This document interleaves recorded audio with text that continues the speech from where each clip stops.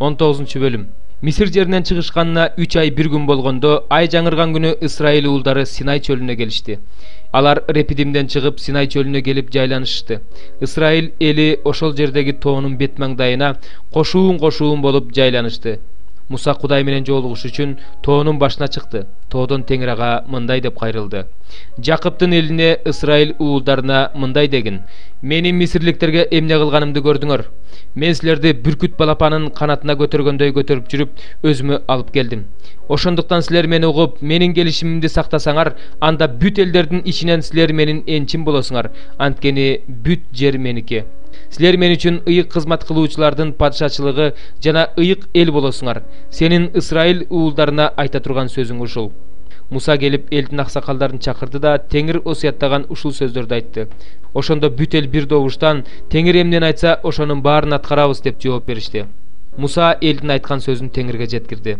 Ошондо Теңир Мусага мындай деди: Мен сага калың булуттун ичинде келем. Мен сени менен сүйлөшкөндө эл угуп турсун жана дайыма сага ишенгендей болсун. Муса элдин айткан сөздөрүн Теңирге айтып берди. Ошондо Теңир Мусага: Элге барып аларды бүгүн да эртең да ыйыкта. Алар кийимдерин жууп тазалашсын. 3-чү күнгө даяр болушsun. Анткени 3-чү күнү Теңир бүт элдин көз алдында Синай тоосуна түшүп келет. Эл турган жерди тегерете сызып кой. Анан аларга мындай де: Сак болгула, тоого чыкпагыла, тоонун этегине да жакындабагыла. Ким тоого жакындаса, ал өлүүгө тийиш. Ал адамга эч ким колун тийгизбесин. Аны ташбаранга алышсын же жаа менен атышсын. Мал болобу, адам болобу тирүү калбасын. Сурнай үнү чыкканда гана тоого чыкса болот деди. Муса тоодон түшүп келип элди ыйыктады. Алар өз кийимдерин жууп тазалашты. Ошондо Муса элге: 3-чү күнгө даяр болгула, аялдарыңарга жакындабагыла деди. 3-чү күнү таң атаар менен күн күркүрөдү. Чагылган чартылдады. Калың булут тоонун башына келди. Анан сурнай үнү катуу жаңырды. Ошондо кошуундагы эл абдан коркуп кетти. Анан Муса элди кошуундан Кудай менен жолугушууга алып келди. Алар тоонун этегине турушту. Теңир от ичинде түшкөндүктөн Синай тоосу түтөп жатты. Түтүн тоодон мештен чыккан түтүндөй болуп чыгып жатты. Тоо катуу солкулдап турду. Сурнай үнү уламдан улам катуу чыкты. Муса сүйлөп жатты. Кудай болсо катуу үн менен жооп берип жатты. Анан Теңир Синай тоосуна түшүп келип, тоонун башынан Мусаны чакырды. Муса тоонун башына чыкты. Ошондо Теңир Мусага ылдый түшүп элге эскерт: Алар Теңирди көрөм деп жулунбасын, ошентем деп көпчүлүгү өлүп калбасын. Теңирге жакындай турган ыйык кызмат кылуучулар болсо, Теңир аларды өлтүрүп салбаш үчүн өздөрүн ыйыктарсын деди. Ошондо Муса Теңирге: Эл Синай тоосуна чыга албайт, анткени сен бизге тоону тегерете сызып, аны ыйык деп жарыяла деп эскерткенсиң деди. Теңир ага: Ылдый түшүп кел, кайра үйдө чыгып келе жатканыңда Аарунду ала кел, бирок ыйык кызмат кылуучулар менен эл Теңирге барам деп жулунбасын. Эгерде жакын келишсе, мен аларды жок кылып салам деди. Муса элге түшүп келип, аларга ушунун баарын айтып берди. 22-бөлүм. Пасах деп аталган ачыткысыз нан майрамы жакындап калган эле. Башкы ыйык кызмат кылуучулар менен мыйзам окутуучулар Исаны өлтүрүүнүн жолун издешти. Бирок элден коркушту. Ошондо 12 шакирттин бири Искариот деген ысым коюлган жүйүттүн ичине шайтан кирди. Ал барып Исаны кантип кармап берери жөнүндө башкы ыйык кызмат кылуучулар жана ибадаткананын күзөт башчылары менен сүйлөштү. Алар кубанып, ага акча берүүгө макул болушту. Ошентип жүйүт аларга убада берди да Исаны эл жок жерде кармап берүү үчүн ыңгайлуу учурду күтүп жүрдү. Пасах козусу союла турган ачыткысыз нан майрамы келди. Ошондо Иса барып бизге пасах тамагын даярдагыла деп Петр менен Жаканды жөнөттү. Алар Исадан: Кайсы жерде даярдообузду каалайсың деп сурашты. Иса аларга: Шаарга кирсеңер, кумура менен суу көтөрүп бара жаткан адамга жолугасыңар. Анын артынан ээрчип, ал кирген үйгө киргиле да, ошол үйдүн ээсине: Шакирттерим менен пасах тамагын жей турган бөлмө кайсы деп сенден устатыбыз суратып жатат дегиле. Ошондо ал силерге төшөнчүлөр менен төшөлгөн үстүңкү кабаттагы чоң бөлмөнү көрсөтөт. Тамакты ошол жерге даярдагыла деди. Алар барышты. Баары Иса айткандай болду. Ошентип алар пасах тамагын даярдашты. Тамак жей турган убак болгондо Иса 12 элчиси менен дасторконго отурду. Ошондо Иса аларга: Азап тартарымдын алдында мен ушул пасах тамагын силер менен бирге жегенди аябай каалаган элем. Анткени силерге айтып коеюн, пасах тамагын Кудайдын падышачылыгында жей турган убакыт келгенге чейин мындан ары мен аны силер менен жебейм деди. Анан ал чөйчөктү колуна алып Кудайга ыраазычылык билдирди да аларга: Муну алып өз ара бөлүшүп ичкиле. Анткени Кудайдын падышачылыгы келгенге чейин мен мындан ары жүзүм ширесин ичпейм деди. Анан нанды алып Кудайга ыраазычылык билдирди. Аны сындырып шакирттерине берип жатып, бул нан силер үчүн бериле турган менин денем. Муну мени эскерүү үчүн жегиле деди. Кечки тамактан кийин чөйчөктү да алып мындай деди: Бул чөйчөк силер үчүн төгүлө турган менин каным менен бекитиле турган жаңы келишим. Кечки тамактан кийин чөйчөктү да алып мындай деди: Бул чөйчөк силер үчүн төгүлө турган менин каным менен бекитиле турган жаңы келишим. Бирок мына мага чыккынчылык кыла турган адам мени менен бирге дасторконго кол узатып жатат. Анткени адам уулу алдын ала белгиленген жол менен бара жатат. Бирок ал ким аркылуу кармалып берилсе, ошол адамга кайгы. Ошондо элчилер биздин арабыздан ким чыккынчылык кылат болду экен деп бири-биринен сурай башташты. Шакирттер өз ара кимибиз чоңбуз деп таталаша кетишти. Ошондо Ыйса аларга мындай деди: Элдерге падышалар үстөмдүк кылышат. Элдердин үстүнөн бийлик жүргүзүүчүлөр, жакшылык кылуучулар деп аталышат. Силер болсо андай болбогула. Тескерисинче араңарда ким улуу болсо, ал кичүүдөй болсун. Ким башчы болсо, ал кызматчыдай болсун. Анткени кимиси чоң дасторкондо отурган адамбы же кызмат кылган адамбы? Албетте дасторкондо отурган адам чоң. Мен болсо силердин араңарда кызмат кылган адам сыяктуумун.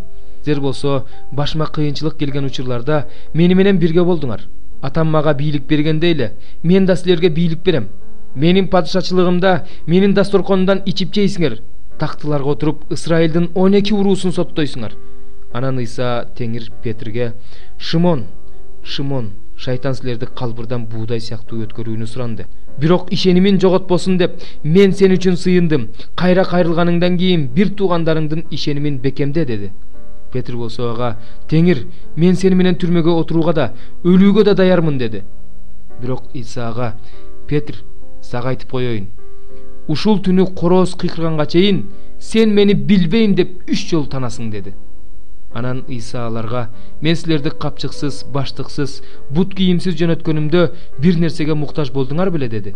Алар: Жок, эч нерсеге муктаж болгон эмеспиз деп жооп беришти.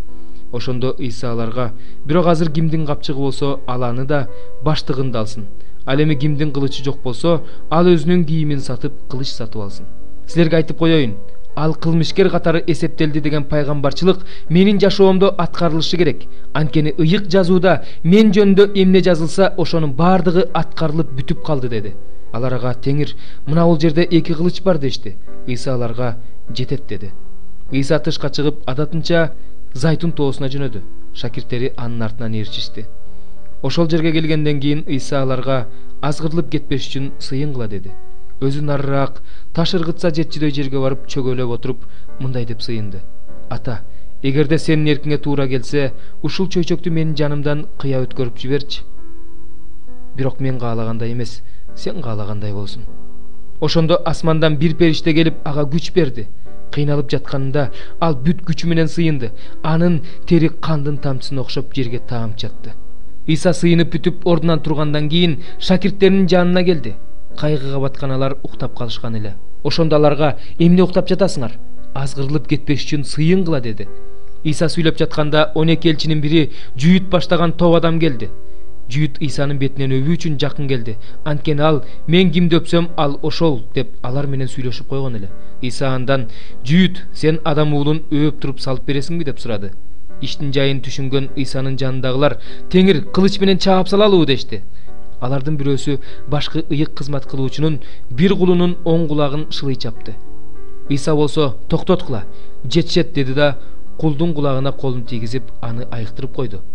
Анан Ыйса өзүн кармаганы келген башкы ыйык кызмат кылуучуларга, ибадаткананын күзөт башчыларына жана аксакалдарга: Каракчыны кармачыдай болуп мени кармаш үчүн кылыч сойыл алып чыктыңарбы? Силер менен күн сайын ибадатканада болгонумда мага каршы кол көтөргөн жок элеңер. Бирок азыр силердин убагыңар караңгылык бийлик кылган убак деди. Алар Ыйсаны туткундап алып, башкы ыйык кызмат кылуучунун үйүнө алып барышты. Петр болсо аларды алысыраак жерде ээрчип бара жатты. Алар короонун ортосуна от жагып, отту тегеректе отурушканда Петр да алардын арасына барып отурду. Бир күн оттун жанында отурган Петрди көрүп, тигиле карады да: Бул да аны менен жүрчү деди. Бирок Петр: Эй аял, мен аны тааныбайм деп таанып койду. Бир аздан кийин ошол жердегилердин дагы бири аны көрүп: Сен да ошолордонсуң деди. Бирок Петр ага: Жок, мен алардан эмесмин деди. 1 saаттай убакыт өткөндөн кийин дагы бир адам: "Чын эле, бул да аны менен жүрчү. Анткени бул галилеялык" деп көшөрө далилдей баштады. Бирок Петр: "Эй, сенин эмне деп жатканыңды түшүнбөй турам" деди. Ошол замат ал ушинтип сүйлөп жатканда корооз кыйкырды. Ошондо Ыйса теңир бурулуп Петрди карады.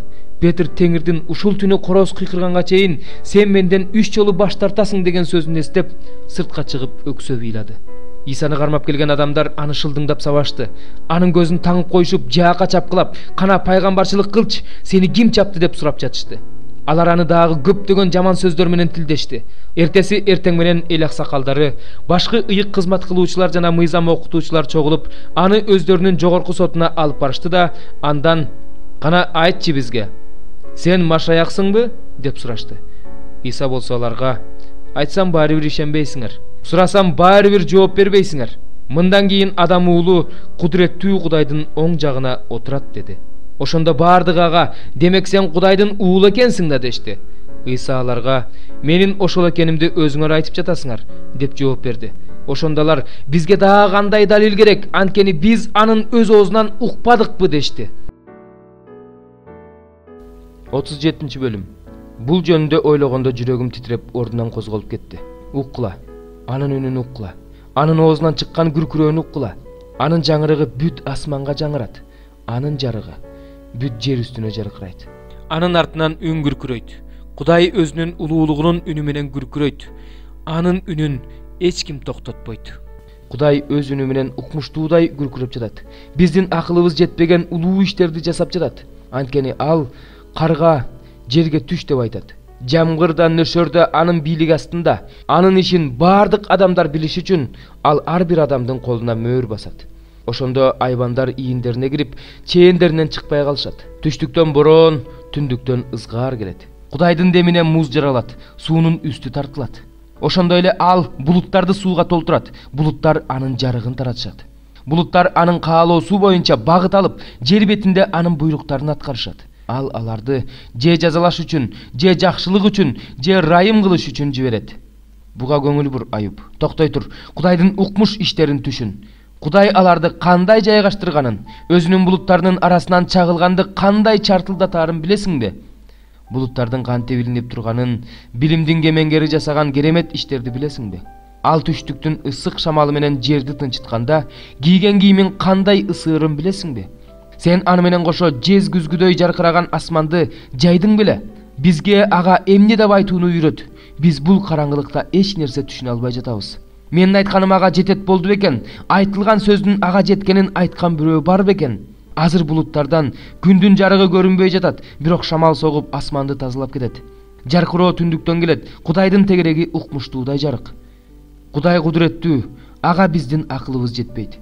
Ал күчү, өкүмү жана адилеттүүлүгү менен улуу, ал эзбейт. Ошондуктан адамдар анын алдында коркуп турушсун. Бардык акылмандар анын алдында титиреп турушсун.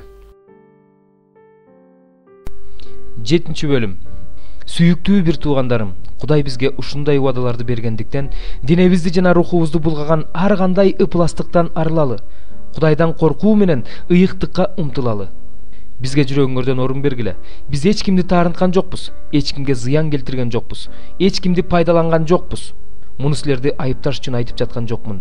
Мурун айтып кеткенимдей, силер биздин жүрөгүбүздөсүңөр. Өлсөк да, жашасак да силер менен биргебиз. Силерге болгон ишенимим чоң. Силер менен өзгөчө сыймыктанам.